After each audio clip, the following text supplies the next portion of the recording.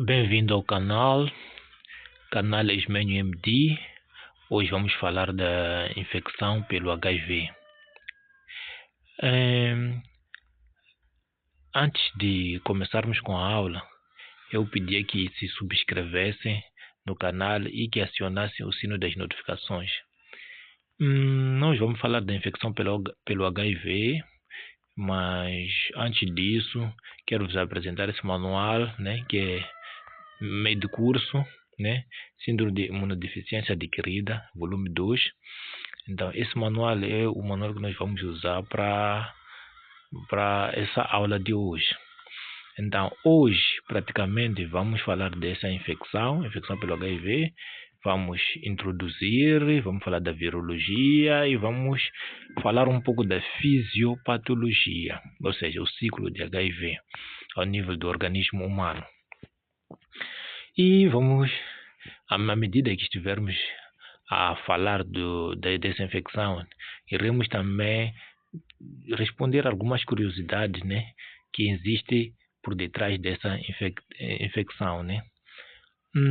Vírus de HIV. Vamos. E esse manual também eu tenho disponibilizado os meus manuais, né? Não só manuais relacionados à infecção pelo HIV, mas outros tipos de manuais também tenho disponibilizado no meu grupo do WhatsApp. Então, na descrição do vídeo, irei colocar aí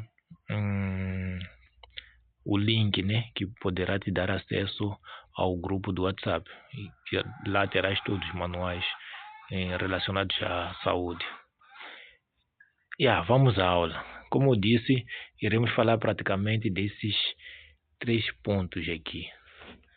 Então, aqui vou circular os 3 pontos. Esses 3 pontos aqui falaremos da introdução, né, da infecção pelo HIV. Na parte introdutória, nós vamos nos cingir muito mais na epidemiologia. E também vamos falar um pouco da virologia, que é onde vamos estudar a estrutura do vírus, né, como é que está constituído o vírus, e também falaremos um bocadinho da fisiopatologia, né, de como é que o vírus penetra e como é que age ao nível do corpo humano. Indo para a aula. Introdução. Como eu disse na introdução, nós vamos falar de aspectos epidemiológicos. Vírus de HIV é um vírus que surgiu já há bastante tempo, né? Surge já há bastante tempo esse vírus. Então, esse vírus foi isolado pela primeira vez no ano 1984. Mas antes dessa data, praticamente o vírus de HIV já tinha despertado muita atenção por parte dos investigadores, onde que em 1981 os Estados Unidos da América começou a investigar de uma forma mais severa, né? Porque percebia que existiam várias outras doenças que surgiam para pacientes que sofriam de HIV. Então, é o caso de essa doença oportunista, né, que tem como nome pneumociste girovense, antigamente conhecida como pneumociste carini, né? E também sarcoma de Kaposi, né? Então, praticamente essas duas doenças oportunistas, né, que vêm mediante a infecção por HIV, pneumociste girovense, e também surge, né, esse tumor que é sarcoma de Kaposi. Então, isso acontecia muito mais para aquela população, né, gay, que podemos dizer os homossexuais, né, masculinos. Então, esses homossexuais masculinos, por causa daquele preconceito e tal, então, e ainda mais surgindo essa infecção em volta deles, então isso foi aumentando aquela discriminação e, entre aspas, pensavam que se tratasse de um câncer gay. Estou a falar concretamente de sarcoma de Kaposi. Então, o mundo, as pessoas, então, associavam a sarcoma de Kaposi com um câncer gay, né? Achando que é um câncer simplesmente de gays. Então, e praticamente com o passar dos anos, foram percebendo que não, essa infecção, o HIV e também o sarcoma de Kaposi, que adivinha por causa do HIV, acontecia também em mulheres e homens que são, né, são heterossexuais. Então foi a partir desse momento que essa teoria caiu por terra. Então, quanto à descoberta, né, do vírus, de HIV, então, praticamente não foi a descoberta como tal, foi um isolamento, né?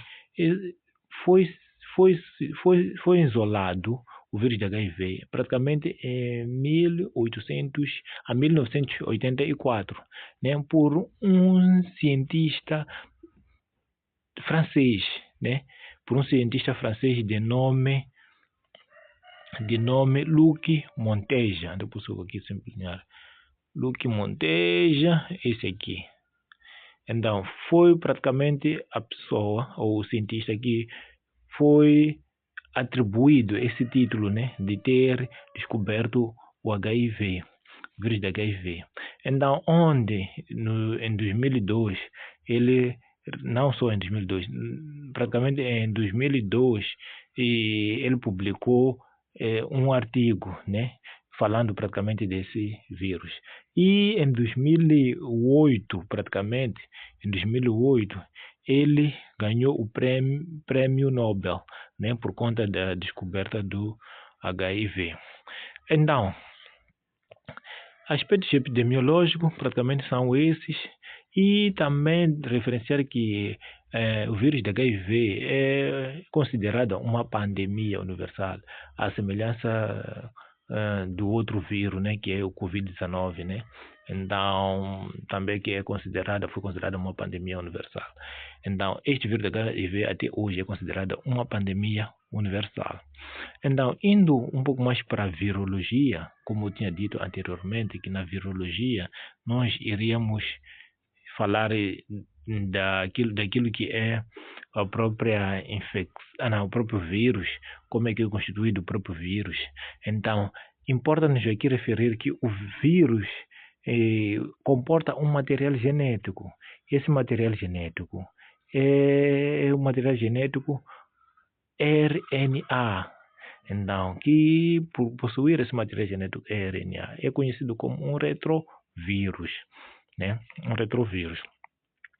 Então, aqui tem uma imagem, né, que ilustra um pouco sobre a estrutura do vírus de HIV. Essa imagem, como é que é? Então, nós temos aqui,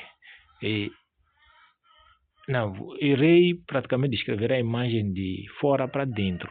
Então, nós praticamente temos aqui as proteínas, né? Chamamos de proteínas de ligação ou proteínas ligantes. Essas proteínas de ligação, qual é a denominação? Podem ser glicoproteínas 41 e glicoproteínas 120. Então, essas proteínas, glicoproteína 41 e glicoproteína 120, são a primeira estrutura que nós podemos encontrar. E também podemos encontrar essa parte aqui, que é um envelope. Essa parte aqui, esta aqui, é o envelope, né? Envelope é o envolutório, né? Essa parte toda aqui. Além disso, também podemos encontrar já mais para a parte interior, né, do próprio vírus. Podemos encontrar aqui que é o citoplasma, essa região aqui, citoplasma. Mas no citoplasma, depois citoplasma, podemos encontrar também em volta mesmo, dentro do citoplasma, uma estrutura muito importante, esta aqui, essa estrutura chamada capsídeo. Então, podemos encontrar essa estrutura chamada capsídeo. Depois, podemos encontrar outras estruturas, né? Dentro do capsídeo, vamos encontrar algumas enzimas, né? Que são praticamente, se não me engano, 3 enzimas. Então, quais são essas enzimas? Nós vamos ter aqui transcriptase reversa, né? Mas aqui não estão representadas as outras 2 enzimas, mas é importante mencionar que podemos encontrar também, dentro desse capsídeo aqui, podemos encontrar a protease, né? Também podemos encontrar uma outra enzima que tem o nome de protease. Então, e depois encontramos já o material genético, né? O material genético que nós já conhecemos, o nome do material genético que é RNA, nesse caso viral.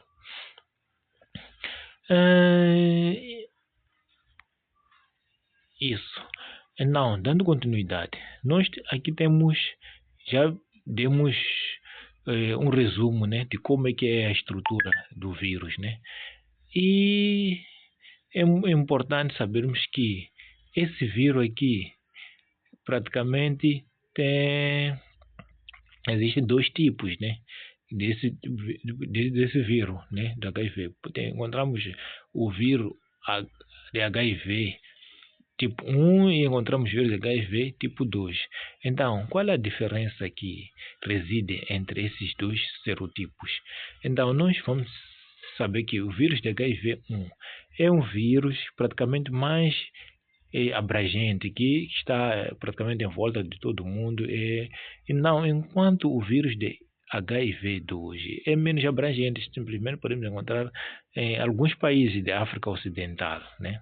E é menos virulento, né? Comparado com o outro tipo de vírus, é menos virulento. E cada tipo é subdividido em grupos, né? Cada tipo é subdividido em grupos.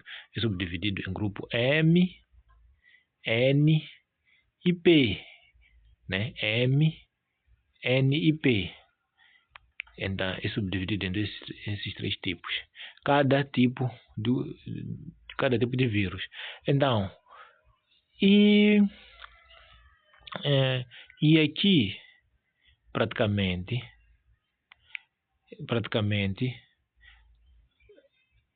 também é subdividido em clades, né? Em função de pequenas diferenças genéticas, né?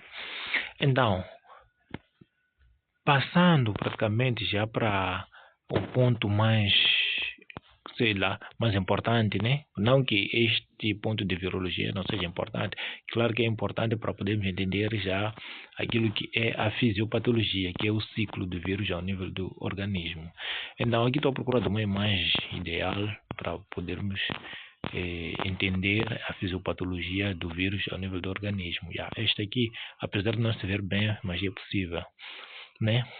Então, praticamente nós temos o vírus, né? Que nós já vimos lá a estrutura do vírus. Então, essa estrutura de vírus, a estrutura que nós vimos, tem algumas chama-se proteínas de ligação, que são glicoproteína. Quais são essas proteínas de ligação que nós vimos? Se bem que se recordam, né? Se bem que se recordam, nós vimos lá dois tipos de proteínas de ligação. Vimos glicoproteína 120, glicoproteína 41. Então, por exemplo, a glicoproteína 41, né, vai se ligar com o quê? Com as células receptoras, ou seja, com as proteínas receptoras, né, da célula hospedeira. Então, essa glicoproteína receptora das células hospedeiras, como é que se chamam? Então, nós praticamente teremos dois tipos, que são CXCR5 e CXCR4.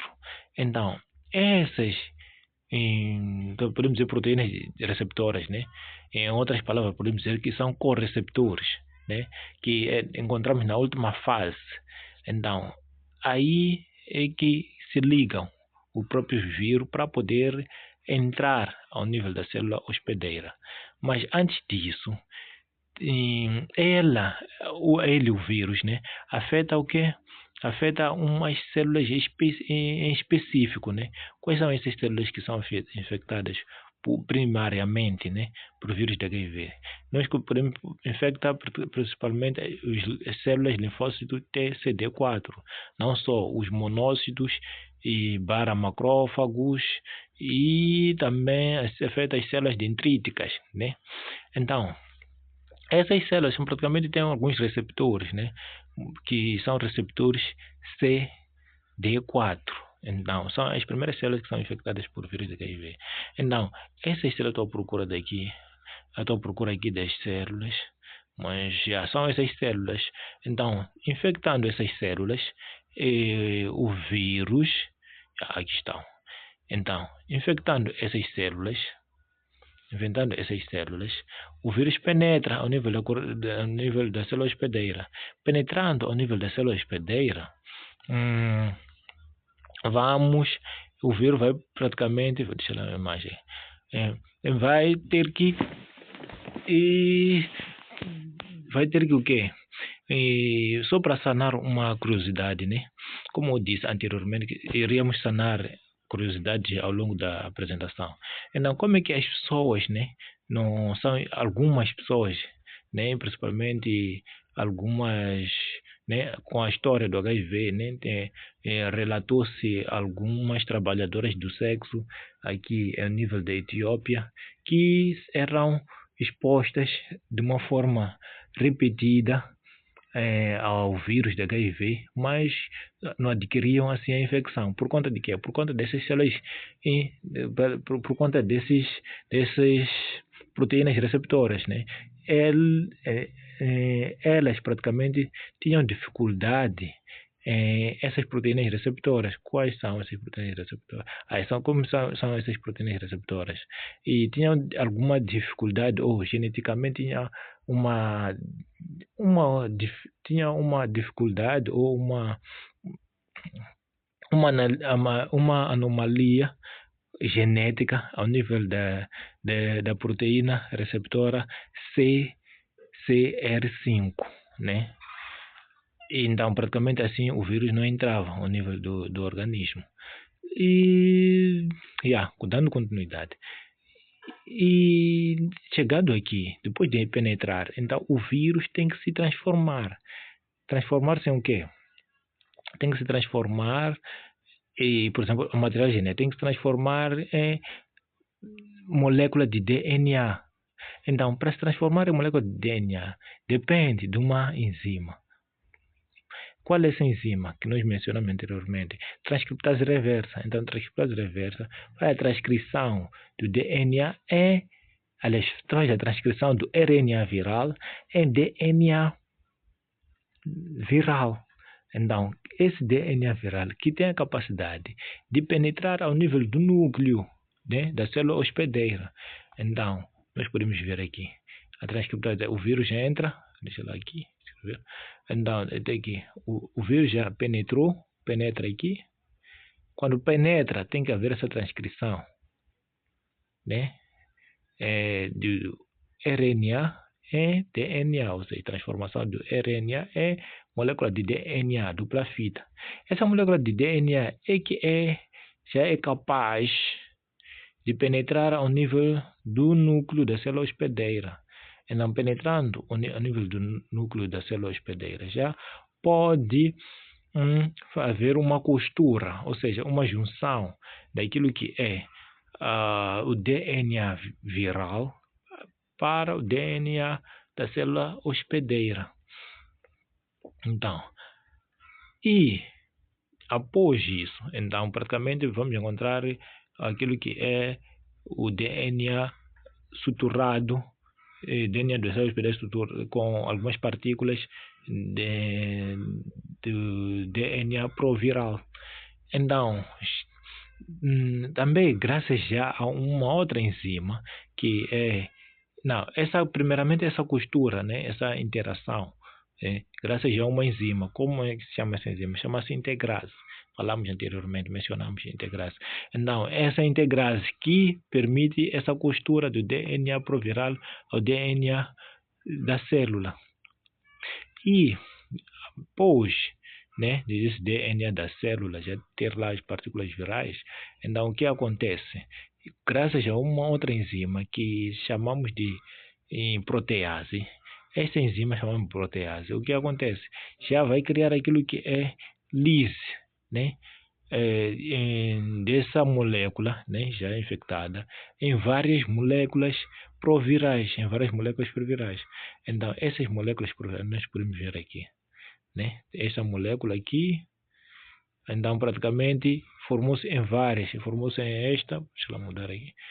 Formou-se em esta e formou-se em esta molécula proviral. Então, forma-se esta. Então, em várias moléculas. Então, praticamente, depois de se formarem várias moléculas, essa será praticamente muitas moléculas, partículas virais. Então, essas partículas virais chegam a um momento já de precisam de sair da célula. Saem dessa célula por um processo chamado brotamento. Então, praticamente brotam. Saem da célula. Saindo da célula, vão infectar outras células, né? Vão infectar outras células. Assim, o ciclo de HIV replicando-se repetitivas vezes, né?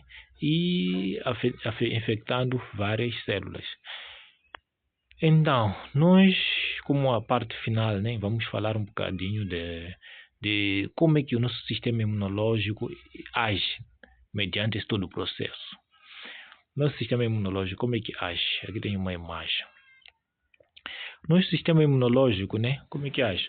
Então, praticamente quando entra, né, a partícula viral a nível da corrente sanguínea e tal, né, o sistema imunológico reconhece que é uma partícula estranha, né?